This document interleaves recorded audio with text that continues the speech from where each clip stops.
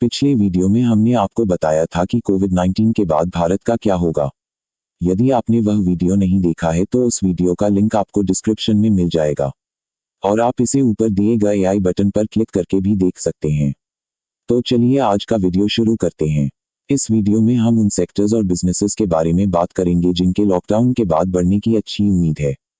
कोविड-19 ने लगभग सारे ही क्षेत्रों में अभूतपूर्व व्यवधान उत्पन्न किया है।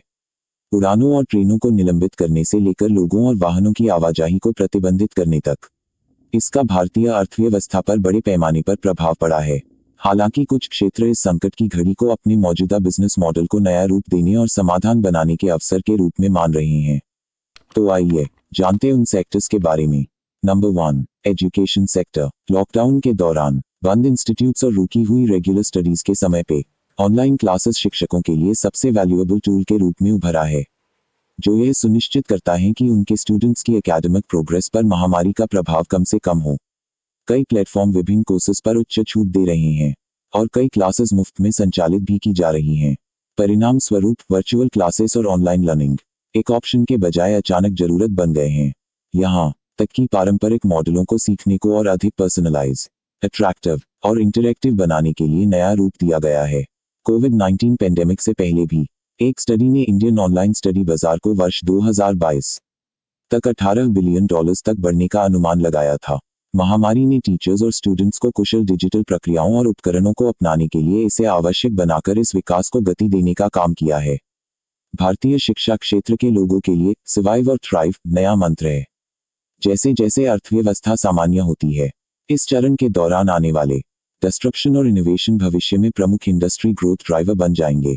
नंबर 2, ई रिटेल। जबकि ज्यादातर भारतीय परिवार अभी भी किराने के लिए अपने पड़ोस के स्टोर पर भरोसा करते हैं, मम एंड पॉप मॉडल के कई कट्टर वकील हाल ही में ग्रोफर्स, मिल बास्केट और बिग बास्केट जैसे ऑनलाइन प्लेटफॉर्म्स पर स्विच कर रहे हैं। कारण सोशल डिस्टेंसिंग का अनुपालन सुनिश्चित करना और बड़ी कंपनीज खुद को दैनिक किराने की वैल्यू चेन के इंटीग्रल पार्ट के रूप में एस्टैब्लिश करने के लिए इस प्रवृत्ति को भुनाने में लगी हैं। वर्तमान में विभिन्न आइटम्स पर भारी डिस्काउंट को प्रोजेक्ट किया जा रहा है, यह सुनिश्चित करने के लिए कि सभी की जरूरतों को पूरा किया जाए। एसेंशियल गुड्स की खरीद पर यूनिट कैप लगाए गए हैं। मांगों में वृद्धि को देखते हुए big and wealthy companies order देरी और रद्द होने जैसी चुनौतियों के बावजूद अपने ऑर्डर वॉल्यूम में 20% से 80% की वृद्धि देख रहे हैं। एक तरह से लॉकडाउन धीरे धीरे उपभोक्ताओं की मानसिकता को बदल रहा है और उन्हें ऑनलाइन किराने की खरीदारी पर जाने के लिए प्रोत्साहित कर रहा है। यह शो करता है कि ऑनलाइन किराना लंबे समय में एक सूर्योदय क्षेत्र होगा, यहां तक कि कोविड-19 महामारी के अंत के बाद भी। Number 3, BFSI, banking, financial services and insurance. भारतीय बैंकिंग उद्योग ने 2008 के वित्तीय संकट के बाद से कोविड-19 के प्रकोप से कुछ महीने पहले तक अभूतपूर्व वृद्धि देखी। समूची अर्थव्यवस्था के चरमराने की आहट के कारण अब मंदी का दौर आ गया है। हालांकि यह संकट इस बात का भी अवसर प्रदान करता है कि जिस तरह से BFSI कार्य करता है उसमें एक मौलिक परिवर्तन लाने के लिए एक एक्सपेंडेड अपॉर्चुनिटी के साथ BFSI को एक मौका मिल रहा है। भारत एक नकदी चालित कैश ड्रिवन अर्थव्यवस्था है जो बड़े पैमाने पर हुए उपायों जैसे कि डिमोनेटाइजेशन के बाद नकदी पर अपनी निर्भरता को बढ़ा नहीं रहा है, यह बदल रहा है। जैसा कि नोवेल कोरोना वायरस के वायरल स्वभाव ने भारतीयों को कैश के लेन देन में केयरफुल बना दिया है।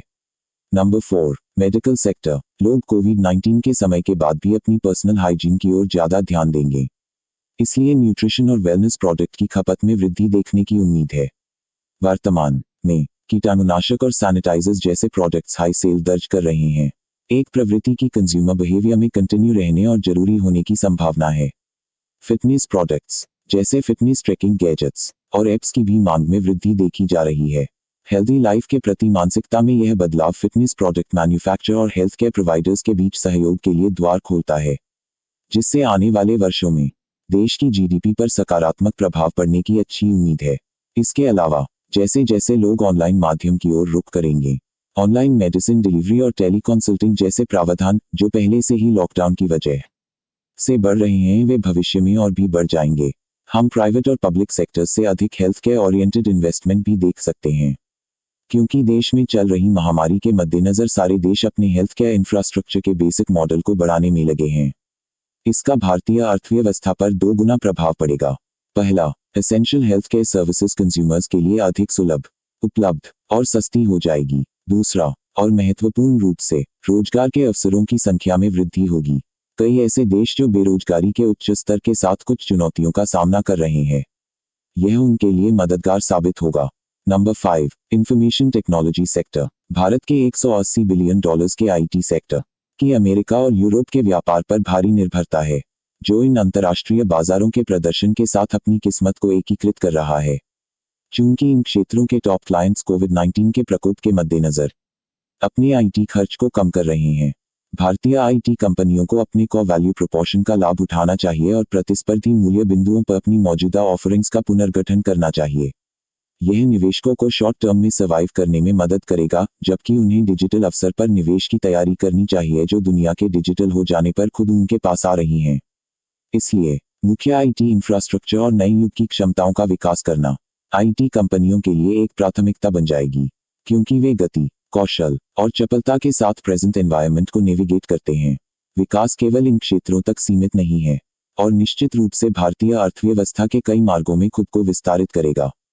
जैसे ही अर्थव्यवस्था धीरे धीरे लॉकडाउन लिफ्टों के बाद सामान्य स्थिति में वापस आना शुरू कर देती है, तब यह देखना दिलचस्प होगा कि ये परिवर्तन एग्जिस्टिंग इंफ्रास्ट्रक्चर और बड़ी कम्युनिटी के लिए कैसे परफॉर्म करता है।